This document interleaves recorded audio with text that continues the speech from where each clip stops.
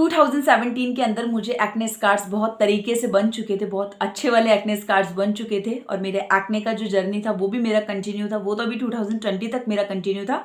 तो उस दौरान मैंने अपने लिए जो फर्स्ट माइक्रो नीडलिंग चूज की थी वो 0.5 mm चूज की थी, जो कि एटलीस्ट मैंने 6 to 7 8 मंथ तक कंटिन्यू यूज करी। बट उसका जो रिजल्ट था वो आई थिंक 0 to 10% के बीच रहा नहीं रहा वाला सीन था। ये वाली चीज थी। मैंने माइक्रो नीडलिंग 2017 में चूज करी। उसके बाद मैं 0.5 mm से 1.5 mm तक गई।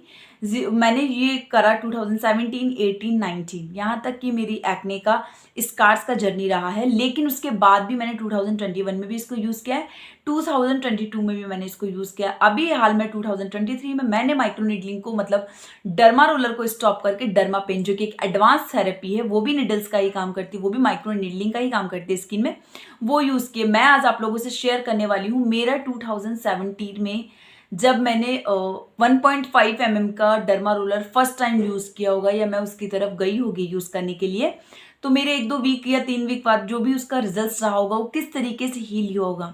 इस वीडियो को देखने के बाद आप एक चीज का आइडिया लगा सकते हो, इन पिक्चर को देखने के बाद, इन क्लिप्स को देखने के बाद, कि अगर माइक्रो नीडलिंग के जस्ट बाद अगर आपके 7 डेज इस तरीके से निकल रहे हैं, इस तरीके से हील हो रही है आपकी स्किन, तो 100% आपको अपने एक्ने स्कार्स में इंप्रूवमेंट देखने को मिलेगा 3 to 6 मंथ के अंदर अंदर। लेकिन अगर आपकी स्किन इस तरीके से बिल्कुल भी काम नहीं कर रही है, इस तरीके से ना हील हो रहा है ना रिपेयर हो रहा है, तो फिर आप उसको 1 साल यूज करो, 2 साल यूज करो, 3 साल यूज करो, आपको कोई भी डिफरेंसेस देखने को नहीं मिलेगा।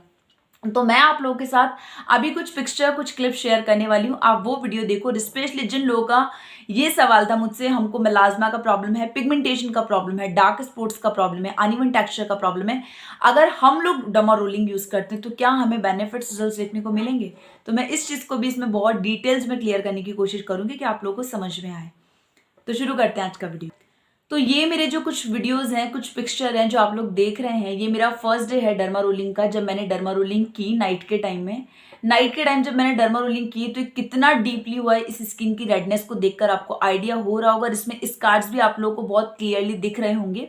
उस टाइम मेरा थोड़ा टेक्सचर अनइवन था, जो कि आपको इन पिक्चर में शो हो रहा होगा, दिख रहा होगा कि मेरा टेक्सचर कितना ज्यादा अनइवन है। फर्स्ट डे ये बहुत ज्यादा रेडनेस था, सेकंड डे ये बिल्कुल ऐसा हो गया था कि नई स्किन में कुछ भी नहीं है, नॉर्मल हो चुका था बिल्कुल, बस स्किन प्लम्प करता है क्योंकि स्वेलिंग रह जाता है इतने डीपली हम लोग जब माइक्रो नीडलिंग करते तो।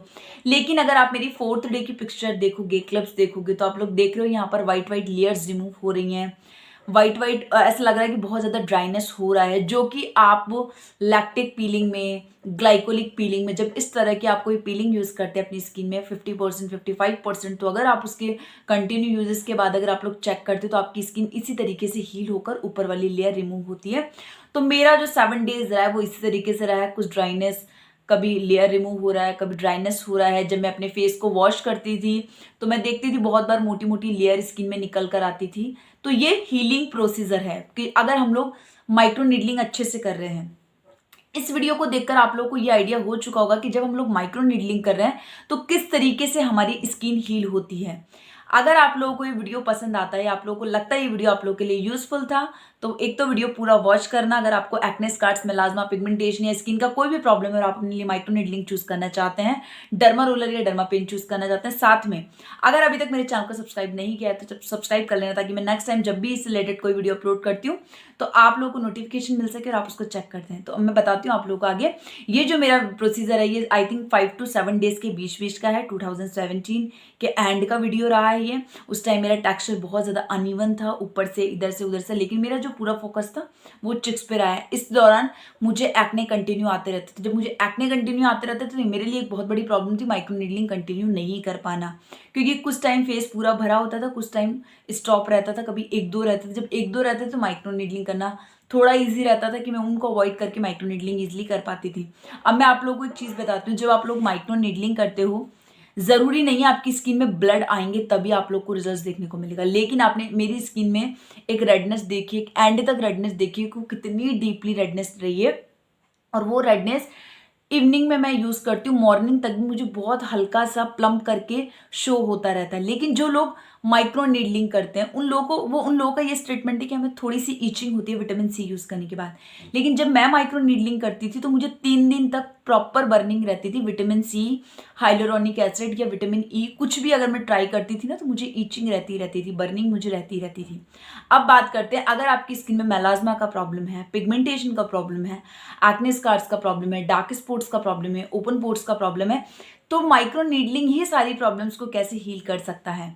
जब आप लोग अपनी स्किन के अंदर माइक्रो नीडलिंग करते हो तो होता ये है कि जिस तरीके से आपने मेरी स्किन से लेयर रिमूव होते हुए देखा, आपके ऊपर की फर्स्ट लेयर रिमूव होती है। जब आपकी फर्स्ट लेयर रिमूव होती है तो आपकी जो न्यू वाली स्किन होती है वो बहुत ज़्यादा सॉफ्ट होती है, बहुत ज़्यादा वाइट होती है, बहुत ज़्यादा बेबी होती है। जब हम उसको कोई भी ट्रीटमेंट प्रोवाइड करवाते हैं तो वो ईजिली हमारी स्किन के अंदर लगता है। लेकिन जब हम अपनी स्किन के ऊपर कोई डायरेक्ट कोई यूज़ कर रहे हैं ट्रीटमेंट, जैसे कि मैंने अपनी स्किन के ऊपर आज रेटिनो यूज़ कर लिया, मैं माइक्रो नीडलिंग यूज़ नहीं करती, तो मेरी ये फर्स्ट लेयर ग्लाइको या रेटिनो पे रिमूव होने में एटलीस्ट 15 डेज, 20 डेज, 1 मंथ लगाएगा, है ना, अगर मैं उसको यूज़ करती हूँ तो। क्योंकि धीरे धीरे स्किन उसकी आदीन होगी, उसके बाद ही तो एक्सफोलिएट होगी स्किन। लेकिन अगर मैं अपने जब वो फर्स्ट पहले तो डेड सेल्स रिमूव करेगा, उसके बाद वो आपकी स्किन में पेनिट्रेट होएगा, तो इस प्रोसीजर को बहुत ज़्यादा लॉन्ग टाइम लग जाता है रिमूव होने में, हील होने में। लेकिन जब हम लोग अपनी स्किन के ऊपर माइक्रो नीडलिंग करते हैं तो आप लोग क्या देखते हैं, माइक्रो नीडलिंग करने के 3rd डे मैं देखती हूँ मेरी स्किन में ड्राइनेस बनना शुरू हो गया। इस बीच अगर मैं 3rd day 4th day glyco या रेटिनो शुरू करती हूँ तो मेरी स्किन में कोई खास इरिटेशन नहीं होगा, कोई खास बर्निंग नहीं होगा, कोई खास प्रॉब्लम नहीं होगी। तो जब मेरी ये स्किन रिमूव होगी और मैं इसके ऊपर डायरेक्ट एक्सफोलिएट हो चुकी है, स्किन रिमूव हो चुकी है, अब जब मैं इसको कोई ट्रीटमेंट प्रोवाइड करवा रही हूँ, जैसे कि ग्लाइको प्रोवाइड करवा रही हूँ, रेटिनो प्रोवाइड करवा रही हूँ, ट्रेटिनोन प्रोवाइड करवा रही हूँ, कुछ भी अगर मैं इसको कोई एसिड देती हूँ, लैक्टिक देती हूँ, मैलिक देती हूँ, वो डायरेक्टली मेरी स्किन की प्रॉब्लम्स के ऊपर काम करेगा। अब वो मेरे कोई डेड सेल्स वगैरह रिमूव नहीं करने वाला, क्योंकि मेरे डेड सेल्स ऑलरेडी रिमूव हो चुके हैं, मेरे ऊपर की लेयर रिमूव हो चुकी है। वो किस चीज़ से रिमूव, माइक्रो नीडलिंग से रिमूव हुई है। तो उसके बाद जो मेरी नई स्किन निकल कर आई है, उसको मैं जो भी ट्रीटमेंट दूंगी वो पहले से 100 टाइम फास्ट काम करेगा। तो फिर अगर आपकी स्किन में मेलाज्मा का प्रॉब्लम हो, पिगमेंटेशन का प्रॉब्लम हो, एक्ने स्कार्स का प्रॉब्लम हो, तो इन सभी कंडीशन में जब आप रेटिनो यूज़ कर रहे हैं अपने लिए, या फिर आप अपने लिए ग्लाइको यूज़ कर रहे हैं, तो उस कंडीशन में जिन लोगों का ये सवाल होता है कि क्या हम लोगों को माइक्रो नीडलिंग यूज़ करनी चाहिए। माइक्रो नीडलिंग एक्चुअल में जब डर्माटोलॉजिस्ट भी करते हैं तो आपकी स्किन की सभी प्रॉब्लम्स के लिए वो आपको सजेस्ट करते हैं कि आप लोग माइक्रो नीडलिंग करवा सकते हो। तो जिन लोगों को ये है, हमें पिगमेंटेशन का, मेलाज्मा का, डार्क स्पॉट्स का प्रॉब्लम है, अनइवन टेक्सचर है, अनइवन टेक्सचर होगा, तो आप अपने पूरे फेस पे भी इसको यूज़ कर सकते हो। इस एरिया में आईज अवॉइड करके, क्योंकि वो वहाँ बहुत ज़्यादा हो जाता है। आप फॉरहेड पे यूज़ कर सकते हो, इधर यूज़ कर सकते हो, इधर यूज़ कर सकते हो, इधर यूज़ कर सकते हो, इधर यूज़ कर सकते हो।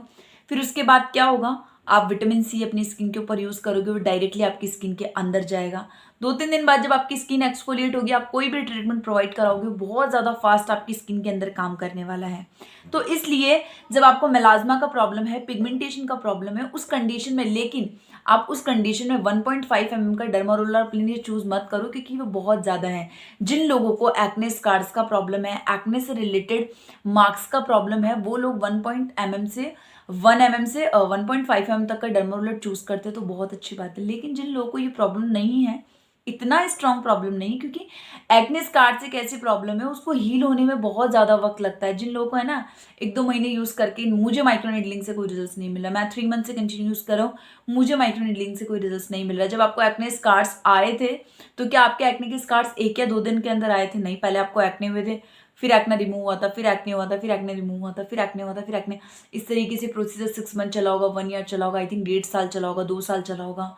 उसके स्पोर्ट्स रहे होंगे, वो स्पोर्ट्स फिर जाकर स्कार्स में कन्वर्ट हुए होंगे, माइल्ड स्कार्स में कन्वर्ट होंगे, देन उनको कोई ट्रीटमेंट नहीं मिला होगा तो वो डीप स्कार्स में कन्वर्ट हुए होंगे, फिर वो आइस पिक, बॉक्सर, रोलिंग, इस तरीके से अलग अलग स्टेज पे पहुंचते जाते हैं। तो जब आपको कोई प्रॉब्लम होती है तो वो एक दिन में नहीं होता है, उसको बनने में इतना टाइम लगता है। तो आप ये सोच के चलो कि इसको रिमूव होने में कितना टाइम लगेगा। वही वाली चीज़ है कि अगर आपको अपना ऐसा कोई भी ट्रीटमेंट लेना, तो फर्स्ट तो आपका भी ये श्योर होना बनता है कि हम जो ट्रीटमेंट ले रहे हैं या कर रहे हैं, हम सही डायरेक्शन में कर रहे हैं, क्या हम बिल्कुल सही कर रहे हैं, क्या हमें रिजल्ट्स मिलेंगे। अगर इस तरीके से आपकी स्किन हील हो रही है तो 3 to 6 मंथ में आपको रिजल्ट्स देखने शुरू हो सकते हैं, लेकिन अच्छे रिजल्ट्स देखने को मिल सकते हैं। लेकिन अगर आप लोग ये सोच के चल रहे हो कि हमारी स्किन में थोड़ा भी मतलब हीलिंग भी नहीं हो रहा है, आपकी स्किन भी ड्राई नहीं हो रही है, रेडनेस 10-15 मिनट के लिए आ रही है, फिर आप सोचो हमें रिजल्ट्स नहीं मिल रहा, तो रिजल्ट्स तो फिर तो नहीं मिलने वाला, फिर पॉसिबल भी नहीं है रिजल्ट्स मिलना।